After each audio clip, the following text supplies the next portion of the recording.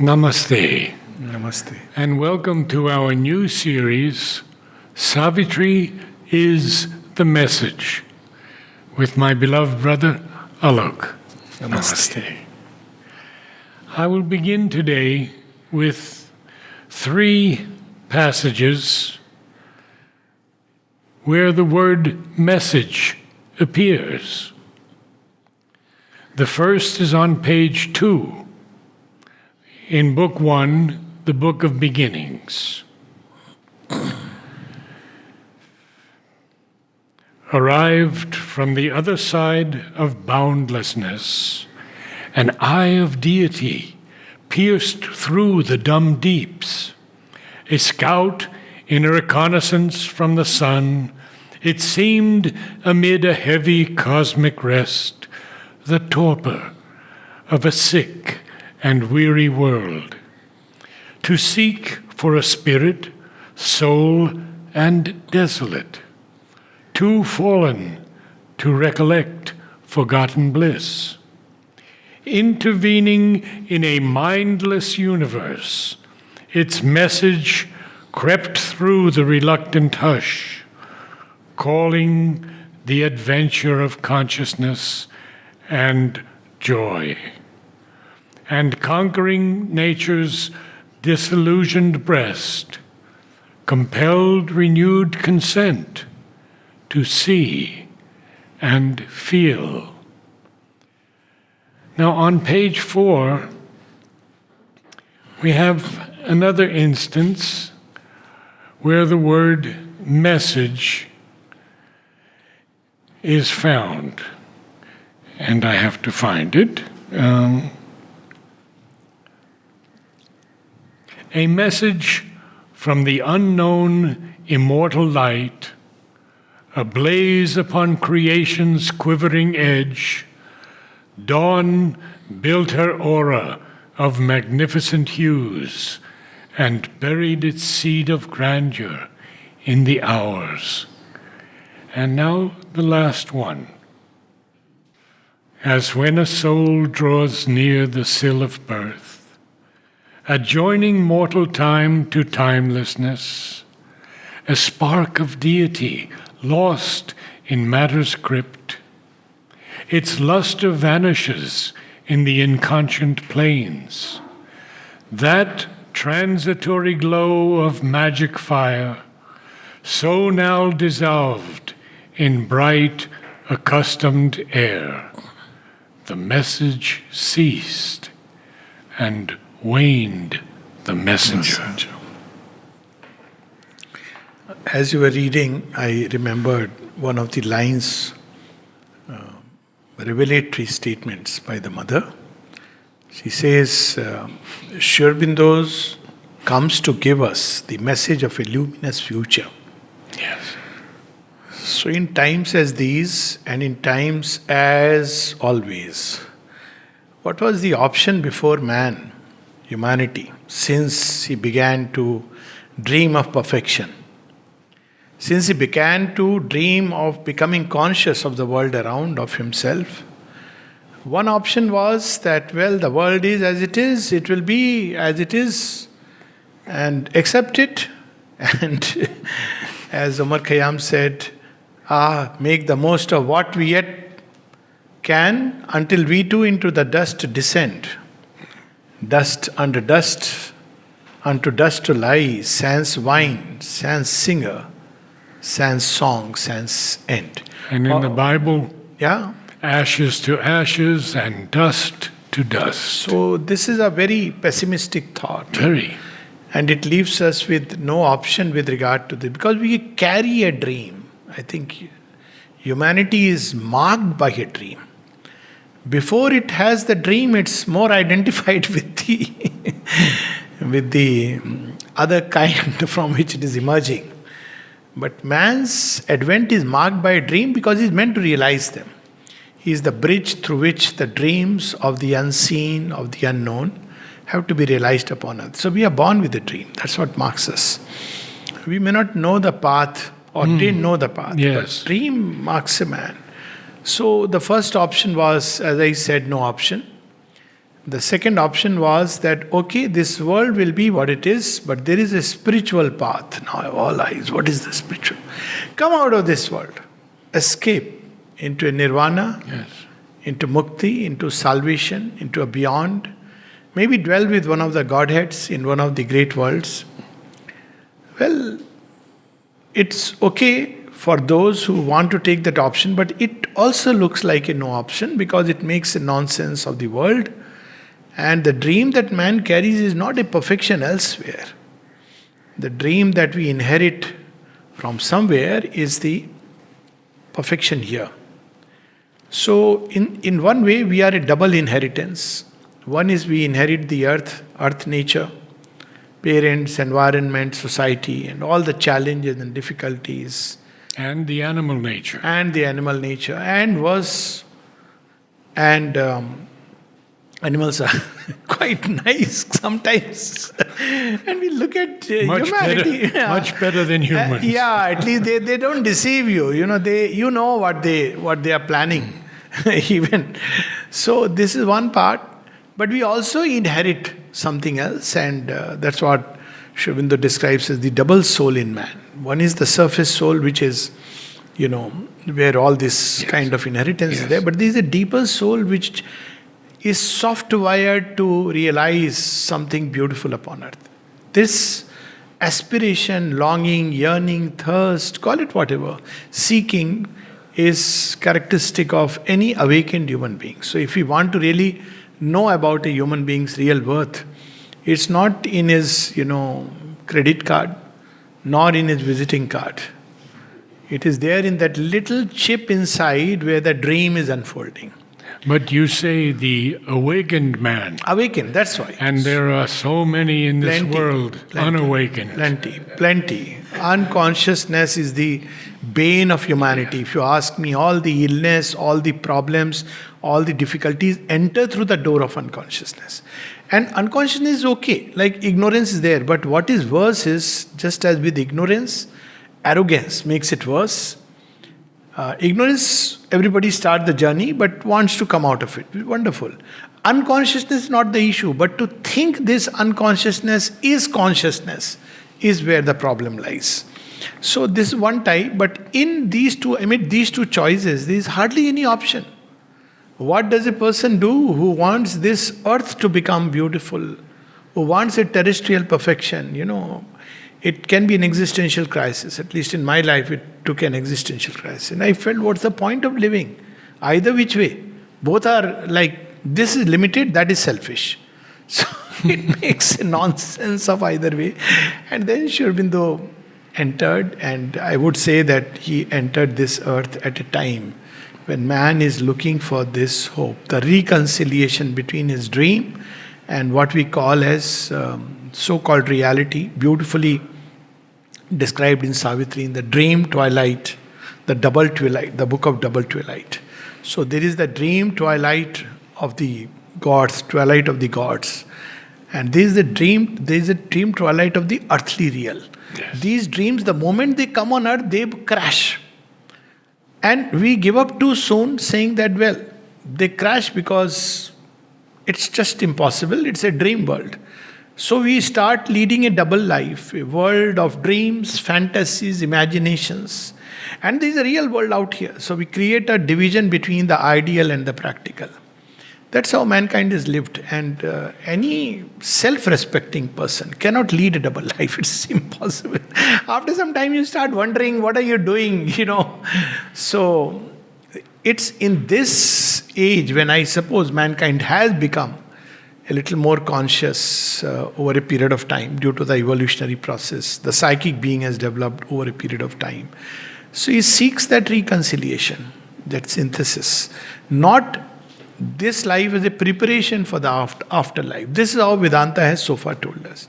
This life is a preparation for Sri Aurobindo uses the word post-mortem salvation. Yes. Some terms of Sri Aurobindo are amazing. Post-mortem salvation. One place he uses the word secular refrigeration.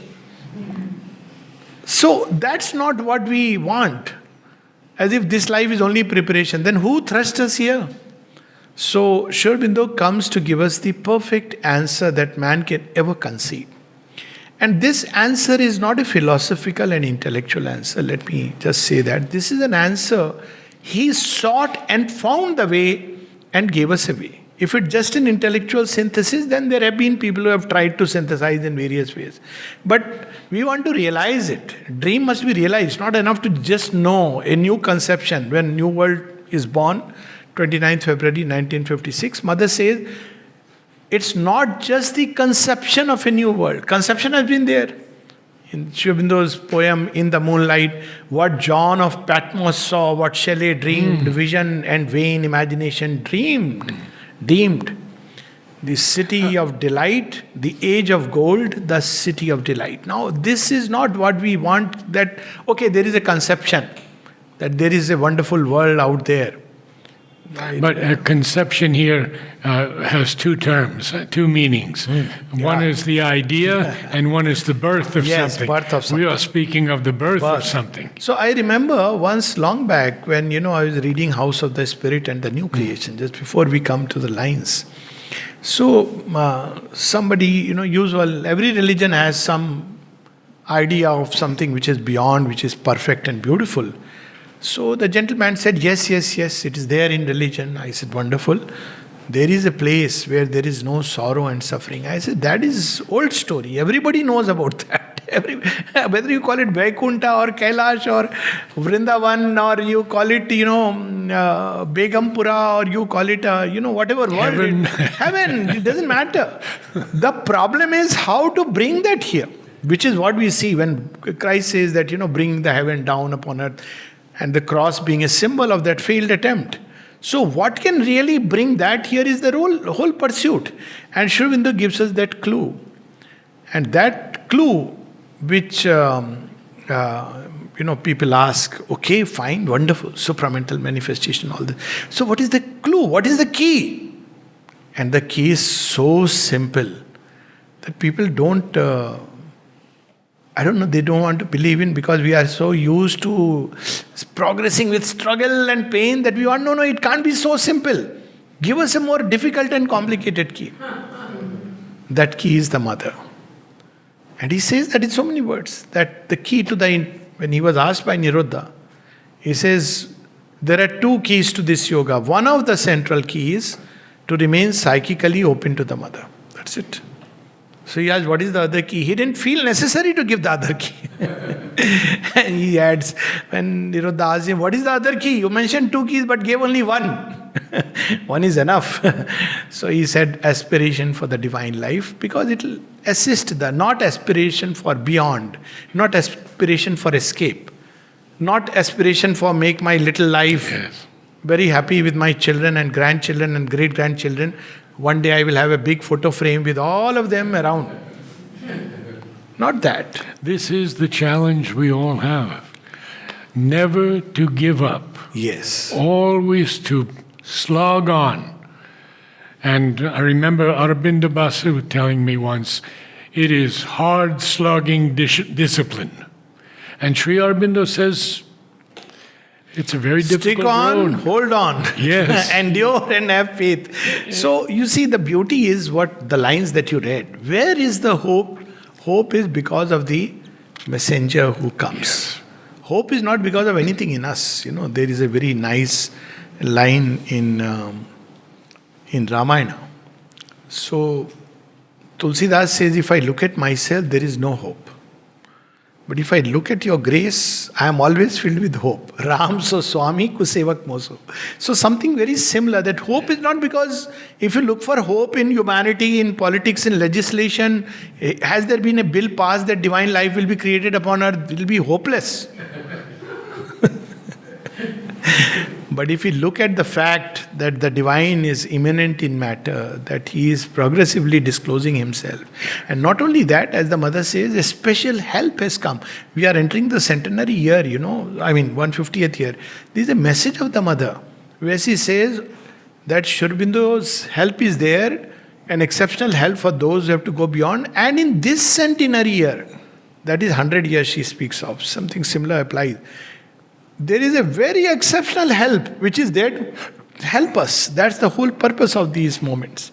So the hope is because the divine is, the hope is because of the soul is, it's immortal, it refuses to die and give up, and hope is because the Divine Mother is in our midst.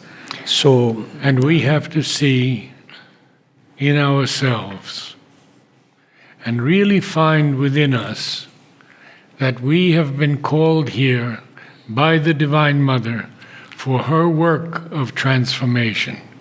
Don't think you have been called here accidentally by the birth of your parents gave you or anything. No. You came from above to do her work here on earth and realize her vision and Sri Aurobindo's vision.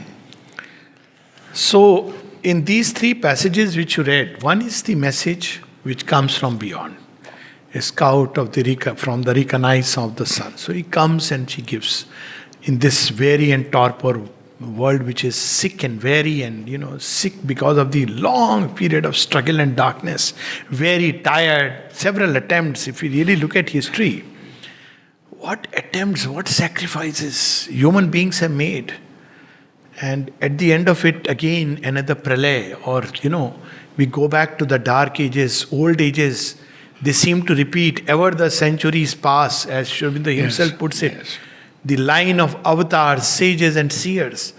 So if we look at from that point of view, it becomes sick and weary world, torpor of a sick and weary world. But there is the message which comes from above. The second passage, that yes, this is a message which has crept through the reluctant hush. Even when it is not willing, the message is there. And the third passage, which seems to be a little, closing in on a not disappointing note, but cautioning us that the message ceased and waned the messenger. Yes. So the important question is, why does the light withdraw, and what we can do from our side? So there is something which the divine does. He has done the work, given us the message, the hope, the help, the power to go through that whole process, the grace, the love. But there is something which we also need to do, because it's a evolution. It's not magic. It doesn't really. Magic is like temporarily you feel, it's like a feel-good factor. You go do a 10-day course and you say, it was very nice. You're the same old person after that. You're the same, because 10 days you have no mobiles, you have no this, no that. Plus you have paid money. So you need to better feel good. After all, who would feel happy after paying 10,000 rupees and say, well, nothing happened? You'll feel like a stupid person. So, you better feel good. But Savitri, 300 rupees lifetime. Or lifetimes. So here Sri Aurobindo describes in the same book, as the dawn is, is the symbol dawn. Breaking the through, message. yes. So, Savitri, the Divine Mother is upon earth. That is the hope. And what she has brought for us, that we must first see. This is on page 6, connecting with the lines which you beautifully read. Page 6. First, there is a beautiful description of, there are 3 ways that the divine teaches us. It's the same thing in education. Sri Aurobindo has brought out in education the 3 methods. Word, influence, example. So word is there. They have given us the word. Then there is the influence. The atmosphere has changed. The new consciousness, all this there. Then God's own example, personal example. And this has been for me at least, and I'm sure for many, a gold standard. If we really want the supramental or the new world, let me put it like that, to participate in the new creation. Because sometimes supramental can be a very egoistic thing. Oh, I want to become a supramental. In which case we very soon become both inframental and infradental. So, supramental is not like, I am supramental now. Supramental is... Sri Aurobindo says we shouldn't even talk about the word. Supramental means, thou who disdainest not the clod to be, nor even thou who disdainest not the worm to be, nor even the clod, therefore we know by that humility that thou art God. Supramental is divinized man. He has to be much more humble. So here we have on page 6 that Savitri wakes up just as the dawn comes. She wakes up. because the brilliant summoner. There are words Sri Aurobindo is used for so many things, which is a new terminology and which is totally gives a new dimension. A new vocabulary. Vocabulary, absolutely. Like, for instance, there is a term here used, brilliant summoner. You look for the meaning in dictionary, you won't find it. I won't find it. Brilliant is, okay, one can conjure maybe some human being coming and calling you who is all radiating with light. But here it is the sun. Every morning when you wake up, the sun summons us. And at the deeper level, it is the divine truth, the divine light, asking us, wake up, renewed effort. And what happens is, and Savitri too awoke among these tribes. These tribes are, of course, well-known conception of ancient times, and they are relevant because they are the different approaches. In India, we use the word gotra, the different approaches through which, lines through which human beings evolve.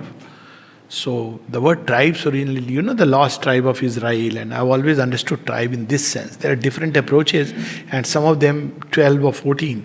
That's how we can understand the lines through which human consciousness has evolved. So, and Savitri too awoke among these tribes that hastened to join the brilliant summoner's chant. How is he chanting? Of course, it's not about NASA's picture or sound of sun. The winds start and they chant, wake up, wake up. And lured by the beauty of the apparent ways, acclaimed their portion of ephemeral joy. This is the difference. What marks a person meant for the higher life is that one is no more drawn and attracted to the lesser little things, and so beautifully brings it, acclaimed their portion of ephemeral joy. There is a Hindi word for it, I'll just use it. It's called Dihadi ki Mazduri. We are like slaves who want every day, not slaves, servants who want every day, okay, give me a little joy today. What is my joy? When I come home, I'll have a nice cup of tea and pakodas and a comfortable bed. This is ephemeral joy. This is slavery, if one wants to look at it. But she doesn't do that. And that's what we should be. Akin to the eternity when she came, no part she took in this small happiness. What makes, like one of the words, even yesterday I was saying, it's so silly and foolish at the same time. Durga Puja. Now we are going through. And there was a message floating around. Durga Puja. Let us celebrate with festivities, sweets, and have fun together. Like Durga Puja, but be like Mahishasur. At least have some. If she really came with a trident in hand, oh, I have come to wake you and you're busy having fun? Okay. And then we say, oh, what is this divine, such a cruel fellow. He is just a spoil sport. He is not a spoil sport. He wants to take us to the real sport. Come, let us sport with him in Vrindavan. That's how. But these tribes are claiming this beauty of the apparent ways. Yes, that's what life is. Exactly. And here, but what is that? In her, a mighty stranger in the human field, the embodied guest within made no response. The call that wakes the leap of human mind. Why do we leap? When do you just... Sometimes people ask, there are very few people turning to Sri Aurobindo, so I say it's a good sign. Yes. I mean, call Shah Rukh Khan, or even, you'll get more TRPs. If even his son takes gets then there'll be more TRPs on that. But say that today we are going to have a program on Sri Aurobindo. Oh, acha, who is Sri Aurobindo? Freedom fighter. That's okay. It's okay. That's a reflection on humanity, not on Sri Aurobindo. That is a reflection on humanity. The call that wakes the leap of human mind. It's checkered, eager motion of pursuit. That's what our life is. Checkered, eager motion of pursuit. We are eager, but checkered. We are going zigzag. It's fluttering, hued illusion of desire. Why does Sri Aurobindo say desire is an illusion? Well, it tries to get you something which eventually you don't get. It's like holding sunlight in the hollow of your hand. The moment you close it, it vanishes. That's with desire. As long as you are trying to get an object, You're all full of hope. I'll get it, I'll get it. Get it? Water is in your hand, close it, gone. But it's a fluttering hue. Fluttering you. Oh, that water, look at it, so beautiful it looks on my palm. Close it. Gone. Wind, sunlight. Its fluttering hued illusion of desire visited her heart like a sweet alien note. Yes, desire is sweet. Yeah. But for her it was an alien note. This is not what she's come for. Time's message of brief light was not for her. So we have to decide whether we want this message. What is the message that the brief light gives us? It gives us it feeds our temporary, either I would say ephemeral hopes, Yes. little joys. Yes. If I get this, the message is I'll be We're easily satisfied with these things. yeah. But only sooner or later to realize that this is not what I was seeking. How long can we live with illusions, unless imprisoned in her there was the anguish of the God. This is what we must embody. This idea that we are very content, life is wonderful. I have a lovely house, nice car. That means God has not yet looked, not yet passed this way. Jagannath Rath is still coming this side. The day it comes, it will say, give me what you have. Then if you have too many things, you'll wonder. By then the Rath will pass away. But what will be left after that is hollow in our heart. We'll have everything, but nothing we'll be able to enjoy. This is the irony and paradox of life. In her, there was the anguish of the gods. What is the anguish of the gods? They are ever laboring to create beauty, perfection, love, light upon earth. This is the anguish. They are not satisfied with halfway things. And they want to help us. And we don't accept it. Constantly. This is the whole thing, that they are not happy with, Yes. slipshod life, Yes. little pleasures purchased with some tinsels. A vast and in her there was the anguish of the gods, imprisoned in our transient human mold, the deathless, conquered by the death of things. It's like apparently the divine comes into the cage, into the prison, so that he can break free and teach us how to break free. That's the story of Krishna. First he breaks free. Then he says, I'll make you break free. So this is the whole story, that she comes, the deathless, conquered by the death of things. All the avatars Yes. have had to give their lives for us. I was reading yesterday Bhavani Bharti. What a power, what a wonder. This is his life. A vast nature joy had once been hers, but long could not keep its golden heavenly hue or stand upon this brittle earthly base. So this is the problem of the higher consciousness being embodied by humanity. This is the work which is going to go on. And we see that the Divine Mother in 40s, when the children came, and subsequently with the coming of Pranabdha and many other things, one of the last activities that started in a certain sense, school and then the physical education department. And she would pour so much of all her talks in the playground subsequently. And she was pouring so much energy for 6-7 years. Then she withdrew till the supramental manifestation. Why? Because she knew that supramental manifestation can come, but in 40s she had seen that Yes. even delight, the world of delight was ready to come. But man was not ready, and every time it came near, all the vital forces descended, First World War, Second World War, and then Sri Aurobindo had to descend into inconscient to sort it out. So man is not ready. Why? Because matter will break down. That's exactly the mystery of the 5th December 1950. Matter cannot take that tremendous power, so she starts preparing us to receive it. Of course, it doesn't mean that, okay, let's tomorrow start doing gym exercises, because Sri Aurobindo said there is another way to do it. There are two ways. One is the classical way, and there is another way. Spiritual consciousness itself can change our physical body and matter. And then comes these lines. The proud and conscious wideness and the bliss If there is any cause for pride in man, it is this, that he can grow even as the gods. If at all has to be a legitimate pride. The calm delight that weds one soul to all, the key to the flaming doors of ecstasy. This is what she got. Take it. In fact, somebody asked that mother could give it. He said, yes, he could just give it. The supramental word, she could just create like that. The whole journey, epic journey and yoga and sadhana is because we are not ready. The whole journey.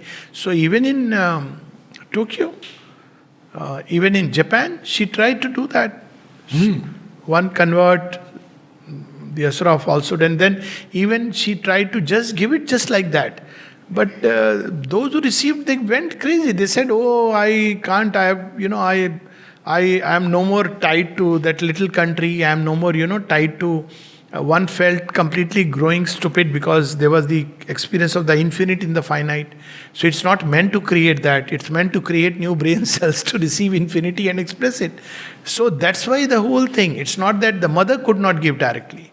So that's the reason why the little ashram, the little plot, she would receive, and then she would give as much as we are ready to receive. And slowly prepare us to receive more and more and more. And now, of course, it's so much more easier. So that's why it's an evolutionary journey. And it's not that divine wants to take long. He doesn't want. But we are not ready. So we have to be prepared step by step. And that beautiful line, the divine guides, but he does not goad. Yeah. It will break down if he forces. So why it is so? Earth's grain that needs the sap of pleasure and tears rejected the undying rapture's bones. And often she would say for children that, children should be made to believe that life is beautiful, can be beautiful from beginning to end. This aspect that, why it has assumed the form of a struggle? Because we don't want. Of course, that beauty is not just, as we have seen, ephemeral joy. But it has assumed the form of struggle. It could just blossom like this, as he says in Savitri, but in man, a dim disturbing lives in man. In man, a dim disturbing something lives. It does not allow. It diverts the oracles of the gods. It takes us to the struggle and the pain. This all must conquer. Who would bring heaven here? Yes. This is the whole struggle. Yes. So earth rejects, offered to the daughter of infinity. What does it give? The Divine Mother comes to give us this. What do we give? Doubt. You look like us. Are you really the divine? Doubts. Can you really change us? We are the most obstinate, inveterate characters ever born on planet. And she would say, I have changed apes and zebras. Who are you? But that's how. Offered to the daughter of infinity, her passion flower of love and doom she gave. In vain now seemed the splendid sacrifice. This is the sense of vain the messenger. Yes. Yet its message crept through the reluctant heart. Something is done. It leaves the prescience of a marvelous birth which is to come. And then we have these wonderful lines, which is a long passage. Hard is it. So what she came to give, herself and all she was, she had lent to men. Hoping her greater being to implant and in their bodies, lives, acclimatize, that heaven might native grow on mortal soil. Sometimes people ask, what are you doing in Pondicherry? And I say, we are acclimatizing ourselves. You cannot, but I'll tell you, it's a fact. Anybody with little sensitivity can feel the difference of atmosphere. You just move around, nothing. You're not doing anything. You feel that atmosphere. You feel spontaneous happiness in spite of everything. And even if you don't, everybody goes through their ups and downs. But just step out. Go 10 kilometers away. Go to Villupuram and see how you feel. It just needs a little sensitivity. It's not that you cannot contact. She is within. That's a different story. But in the most material, acclimatize so that we get used to it. And we get so sensitive that the moment we know that this atmosphere is so contrary to that influence. Yes. Just keep it out. I have an interesting story about acclimatizing. In the years that I was here in the very early 1960s, Parichand was trying to grow roses, hybrid roses, not our wild roses. He would bring in 50 or 100 and they would all die. Then he would bring in another group and they would all die. And he went to Mother, and Mother said, "You have to keep trying until they can acclimatize themselves to this climate, and then you will be able to grow roses." Wonderful. So the message is keep coming. Go to the samadhi, sit even if you feel nothing. Of course, anybody will feel something. When I was Till we acclimatize. when I was working in the gardens of the Matrimandir, I had a very difficult time because of the heat, the insects, the lack of electricity, water, food, everything. And I used to say every time I introduced a new plant, if I can make it here, you can make it here. And the plants would make it. Absolutely. Easier than I. Yeah, absolutely. So this is the whole challenge, herself and all she has given. The divine first does his bit, and then he asks us to do our bit. When the mother says to give yourself, she has already given herself to us, to earth, and everything. Now she says that little support, little help. Hard is it to persuade earth nature's change. Why? Mortality bears still the eternal's touch. It fears the pure divine intolerance. Now look at that word, intolerance. Many such words, which are generally used in a negative sense. But Sri Aurobindo has given them an absolutely new sense. If you see the dictionary meaning of this word, it is not in a good sense, But Sri Aurobindo says divine intolerance. Once he catches us, we may, as somebody asked, how are people initiated here? So, this used to be the old time sadhaks. Oh, how are they initiated? Mother catches their choti. Choti is what? It's a symbol of pride, huh? I have a choti. You are the Brahmin, not just a Brahmin, you are a Pandit. So she catches the choti. Now I have your. So you try to say after some time, oh, no, please let go. You try to let go, you see the choti will pull you and you will feel so miserable. So she won't let you go because the choti is in her hands. So this is how it is, that it fears the divine intolerance. It murmurs at its sorrowless happiness. How can it be? Yeah. Why? Because we don't understand even that joy that comes from the deeper contact with the divine. And very often we're too in love with our sorrow. Yeah, absolutely. See, that's why so many HMV music sale of all this Mukesh Purane Gane and all this, Why? Because there must be some sad songs. Then only we feel, okay, there is a mood in man which loves sadness and it springs from the sentimental being. I have often wondered why all romantic tales end in sadder note, because they spring from there, But love needs to be strong. It need not end in sadness. If it is strong, and Sri Aurobindo said, and Mother has also said something similar, that in these vital parts you need to be wide and strong to bear that power. But it comes from a very romantic note, so very soon it tends to turn into, because that's where it tends to go back to feed. If all is beautiful, then something is amiss. All is beautiful means so wonderful. There is a wonderful harmony. So, almost with hate repels the light it brings. It trembles at its naked power of truth and the might and sweetness of its absolute voice. This is something to be really, really seen. I have seen people, and I have often asked them, because it's a phenomenon I have observed. People go to this Baba, that Baba, even that, fellow with the parrot sitting there and showing. And they'll believe it all. Huh? Every Baba, they'll do namaskar and whatever Baba tells them, that Baba told me. The moment you tell them about Sri Aurobindo, but what is the proof? how do we know this? I said, see, all these babas, even your ignorant parents, you believe blindly, isn't it? All the teachers who told you whatever X, Y, Z you believe. But when it comes to Sri Aurobindo, the doubt comes. And when you look at Sri Aurobindo's life, the only one where, you just cannot doubt, when you look at a life of complete sacrifice, the way he has lived, page by page to the dim children of earth were given. Can we ever imagine 36 volumes sitting with the kerosene lamp and writing? Later on, a little lamp has come up. Why was he doing all this? He had no reason to do it. He was living in that bliss of Brahman. The only life with this kind of sacrifice, of course, Krishna, Rama, that avatars. But he gave all this in such, he's saying it. Mother spoke, I've met people. Mother spoke about the supermind, but how do we know it is true? I said, well, with your little mind, the only truth you can know is the truth of the moment, and that too very imperfectly.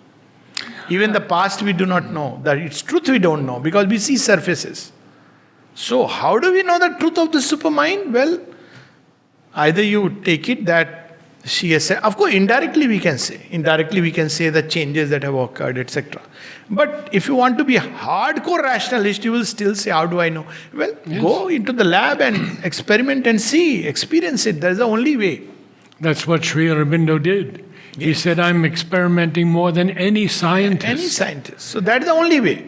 So, but nowhere else. Any Baba who will initiate with any bhajan, I'll get moksha, and such a belief, even after that person is convicted, still, you will see that the channels will keep running the show. Yeah. I sometimes watch this astrophysicist, Neil deGrasse Tyson, and he's a brilliant man, no doubt about it.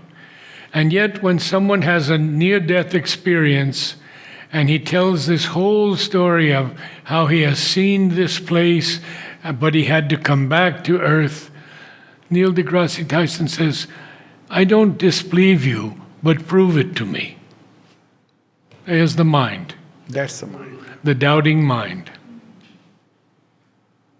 Equally, if somebody would ask him, prove it to me, it would be as difficult.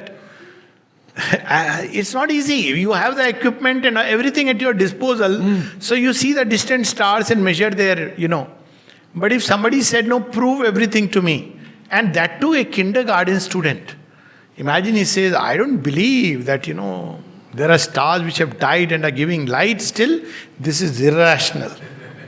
Or that the earth is round, this is even more irrational. Earth is flat. Of course it's flat. My everyday experience tells me. And who said that the earth moves? Trust my experience. The sun moves and not the earth. So if you really go by your own little...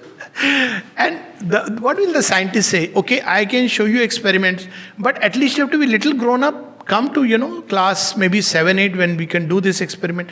This is exactly what Sri Aurobindo says. Grow up a little, find the soul. Then you will slowly begin to realize, he's not saying accept it as a belief. He's saying there is a way, a process and a path. In other words, like today we say, grow up man, grow up, be a man.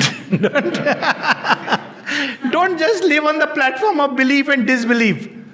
Take the pilgrim staff of faith and take the journey of yoga with the torch of aspiration. Just few more lines then maybe. It trembles at its naked power of truth and the might and sweetness of its absolute voice, inflicting on the heights the abysm's law. It sullies with its mire heaven's messengers. Its thorns of fallen nature are the defense. It turns against the Savior hands of grace.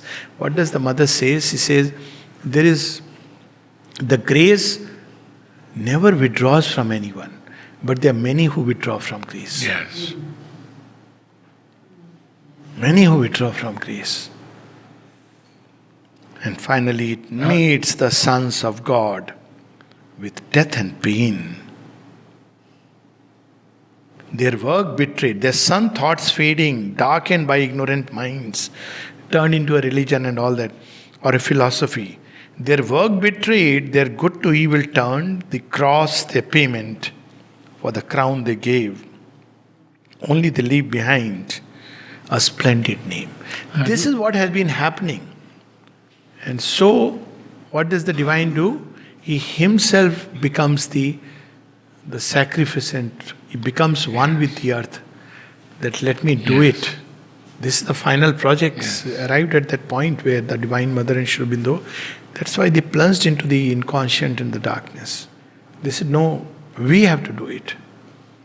When Sri Aurobindo and the mother, when mother came finally and she says that she asked, she had this thought, because for lives they have been, at this is not a new project. I mean, it's a project when the divine, Eko Ham Bhavishyami, may many become. What is not mentioned here is that, like me, many divines, divinities, that's why creation is. So she had this doubt, will it be this time? Is the world ready? And she says that Sri Aurobindo said, the world is not ready, it will never be ready, we have to make it ready. So they are now this time, this is smart project. They are making the world ready, and all that is happening, these are mother's words. When she was asked, there is a prospect of Third World War, etc., etc. She said, leave it to the supreme wisdom. It is seen to it that all that is happening and yet will happen will be only to hasten the supramental manifestation upon earth. So we should live with this wonderful thought. And if we can give ourselves to it, then life is wonderful. But even to live with this thought, that the world is changing beyond our conception, but not according to our conception of what the change should be or would be. It is changing according to a divine conception, because the world is at once a conception and a birth of the divine.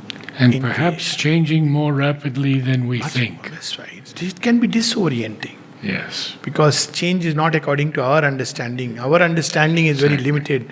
Oh, change means, yes, things should change if we have a government which is not corrupt, honest, everything is wonderful, and we are paid well, we have a lovely house, and this is our idea of change, which is hardly anything. So it is changing, but changing according to a divine providence, divine law, divine grace. What is given to us is to open more and more to this grace, and the rest is taken care of. The key is the mother. Namaste.